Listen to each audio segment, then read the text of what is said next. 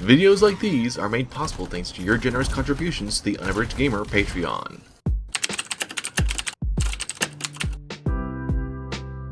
Anthem's story is one of the elements that makes it most painfully clear how brief the development time really was. It's not poorly portrayed, but there's only teases at greatness on the horizon for the main plot. In fact, the best parts of Anthem aren't found in the heart of Rage, but just on the periphery. You see the stories up on the wall? Yeah, I was wondering about those. When a freelancer falls, their link is brought to me. In life, the link connects us to a cipher. In death, it is a record. And you write up what happened? Yes, to remember what freelancers have given. You do this all by yourself?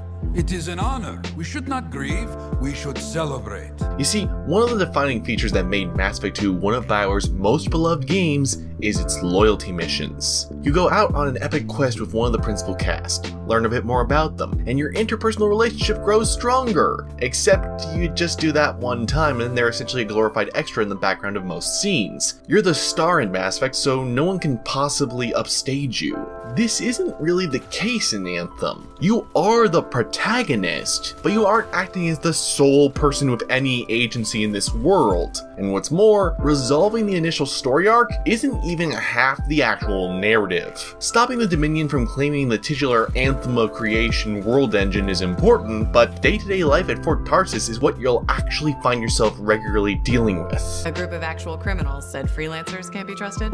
That's when things got away from me. Did you? Start a fight? Hell yeah, I did. With members of an organized crime gang? Just a few of them. Trouble in the capital? Not unless a rash of bad taste counts.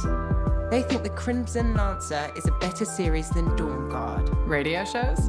Those fights must be brutal. Honor is at stake. So you're a We've been saying. They did a report back. Oh.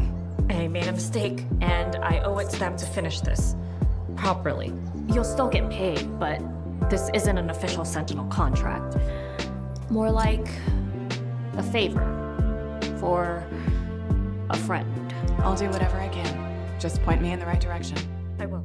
You're a freelancer, so most of your time in Anthem is devoted to taking odd jobs, interacting with people you fight to protect, and learning more about them while in Fort Tarsis and exploring the world of Bastion. It's in these side quests that you also learn more about yourself, defining your character through dialogue choices. Except, most of these quests aren't over in a single instance. Helping retired freelancer Yarrow put dead freelancers to rest evolves over several missions into tracking down an imposter who's been enslaving the telepathic ciphers. The adorably anal Sentinel Bryn grows from embarrassed at needing your help to daring to speak up in your favor and quietly pushing for unity between the lawful Sentinels and the more chaotic freelancers. There's even a point near the end of the game where in order to progress, you need to choose between one of two major side quests, either helping out Cypher, who tore himself into 3 different duplicates, or a Sentinel tracking down the unsolved mystery of her aunt's disappearance around ancient technological ruins. It's possible to go back after and resolve the other side quests that you didn't choose, but where you devote your time unveils unique aspects about the planet Bastion and its mysterious Shaper ruins. This is on top of many dialogue-only quests in Fort Tarsis, where you'll earn in-game rewards for just chatting with people. You might catch a scholar being a bit of a bigot, or pretend to be a woman's dead child, helping her reconcile with her denial and dementia. Maybe you help a fellow freelancer have a jam with the local mob, pull a favor from the new bartender to surprise Yarrow, inspire a young woman to go out into the world and really experience life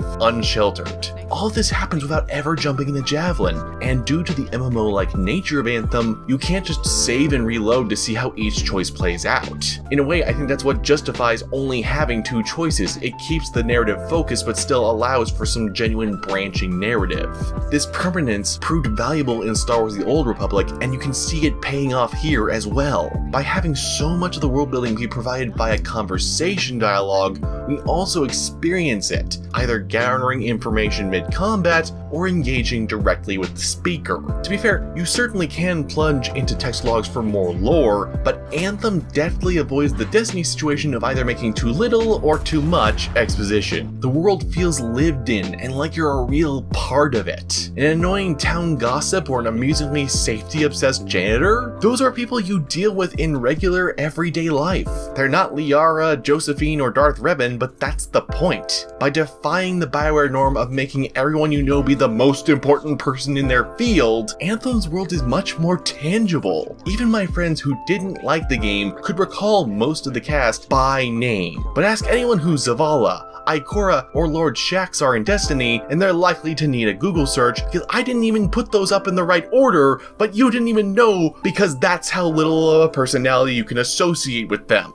Previous Bioware games have toyed with this sort of quest and narrative structure, but I've yet to see one handle it this well. Yes, defeating the Monitor, the most generic Mysterio ripoff in years, is underwhelming. Silencing the Heart of Rage comes way too easily, except those aren't the story beats that are really going to matter. Anthem is a live service game. The initial story will be a glorified prologue in a year. The starter story of Destiny 2 wasn't Shakespeare either, but look at how Forsaken changed that, just focusing on a few characters and a single narrative conceit. Anthem's not even planning to charge for its expansions, and clearly has plans ahead that are quite promising, soon as they finish squashing the bugs. Much like the radio dramas strewn throughout the fort for a quick listen, these are just the first steps in an episodic journey. With a world this fleshed out, how can you not be excited to see how it grows?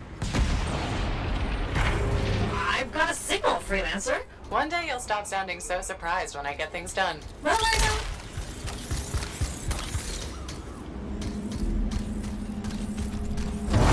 Okay, send me the next location. One thing about the next beacon.